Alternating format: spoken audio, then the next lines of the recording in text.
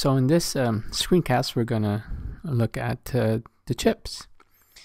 In your kit, there are 3 chips, and they're different ones. That's the OR gate, and then the NOT gate, and then we also have the AND gate. Now, how do you tell which is which? Well, at the top of the chip, there are 2 lines of etchings, and the one that we're interested in is the one at the bottom, and it would say something like SN LS 7408N, and it's really the 08 that's of interest to us. That tells us it's the AND gate. It'll say 74LS08, and this one is the NOT gate, is the LS7404. Tell there, and this one is the NOR gate.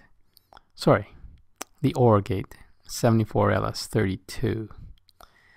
All right, so and there you might be able to tell the etchings. You might have to kind of turn it this way and that on the light to actually read it, but it's very important to know which chip you're working with, because they are different from each other.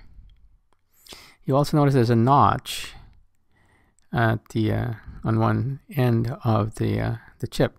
The notch tells us that the one right there is pin 14 of the chip, and the other side is pin 1. And again, that's very important that you orient the chip properly. So what we're going to do is we're going to place the end chip onto the breadboard, and we're going to place it so that it straddles the trough. You want to essentially line in the pins with the holes, and you're going to push it gently into the holes, and if it's lined up properly, it should easily pop in. So just make sure that the pins line up and push down, and it'll snap in.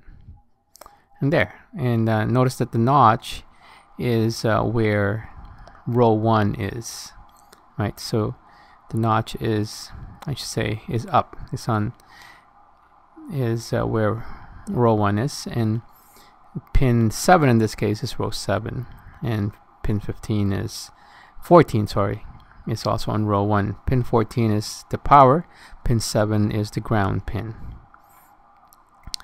And in this particular thing, this is an AND chip. An AND chip has 4 gates in it. Pin 1 is in first input, pin 2 is the second input, and pin 3 is the output for this chip. And in the next screencast, we'll light it up.